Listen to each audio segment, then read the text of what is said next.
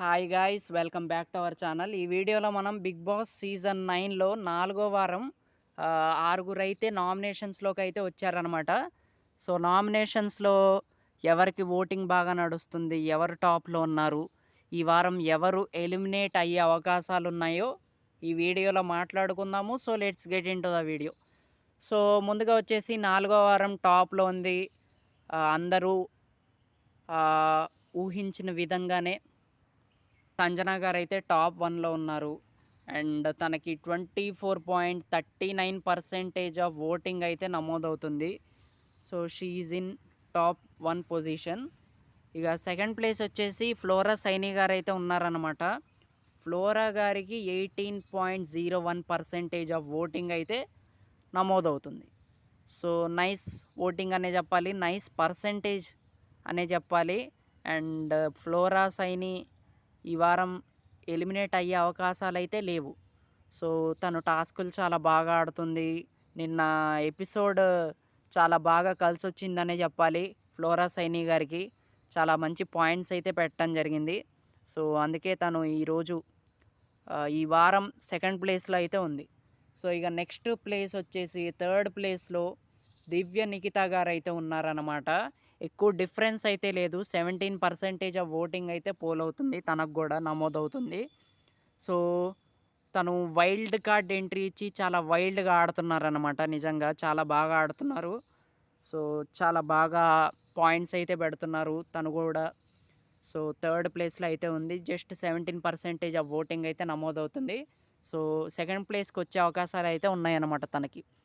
So అది ఇక fourth place వచ్చేసి మనకి రీతూ చౌదరి అయితే ఉంది. రీతూ చౌదరికి వచ్చేసి మనకి ఎంత అంటే 13% ఆఫ్ ఓటింగ్ అయితే నమోదవుతుంది.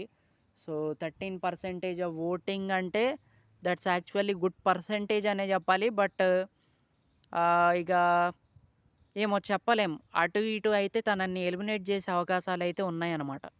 సో అది ఇక నెక్స్ట్ ప్లేస్ వచ్చేసి మనకి తినున్నారు ఎవరు, హరీష్ గారు అయితే ఉన్నారనమాట. మన హరీష్ గారు ఎంత 11% ఆఫ్ ఓటింగ్ అయితే గ్రాప్ చేస్తున్నారు.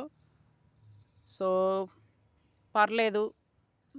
అండ్ తను కంటెంట్ అయితే బాగానే ఇస్తున్నాడు. గుడ్డా బ్యాడ్ అని పక్కన పెడితే పర్లేదు. తను బిగ్ బాస్కి చాలా ముఖ్యం అన్నమాట ఈ టైంలో. సో అది ఇక లాస్ట్లో వచ్చేసి నిజంగా ఇది డిసప్పాయింటింగ్ థింగ్ అనే చెప్పాలి. నేనైతే చాలా డిసప్పాయింట్ అవుతున్నా. ఎందుకంటే ఈ సీజన్లో తిను వస్తుంది అంటే నేను విన్నర్ అయ్యే అవకాశాలు ఉన్నాయని ఎక్స్పెక్ట్ చేశా. బట్ ఈ వారం మాత్రం డేంజర్ జోన్లో లాస్ట్ ప్లేస్లో ఉంది. దట్ ఈస్ శ్రీజ, దమ్ము శ్రీజ అనమాట.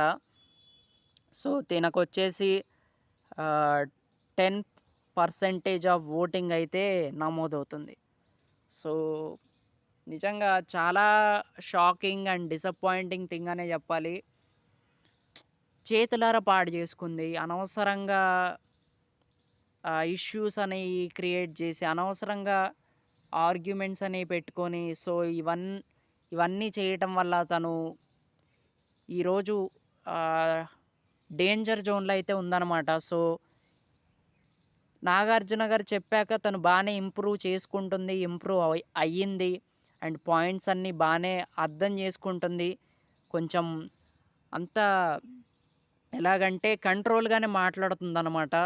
సో ఈ వారం చూద్దాం మరి. సో వీళ్ళిద్దరిలోనే ఉండొచ్చు. హరీష్ అను శ్రీజ మధ్యలోనే ఎలిమినేషన్ ఉండే అవకాశాలు అయితే కనిపిస్తున్నాయి. సో వీళ్ళిద్దరూ కాకుండా ఇంకెవరైనా ఎలిమినేట్ అయ్యే వాళ్ళు ఉన్నారు అంటే దట్ ఈస్ రీతు చౌదరి గారు అనమాట. సో బయట సిచ్యువేషన్స్ తెలుసు కదా. సో ఆ పరంగా తనని ఎలిమినేట్ చేసే అవకాశాలు అయితే ఉన్నాయి. సో చూద్దాం.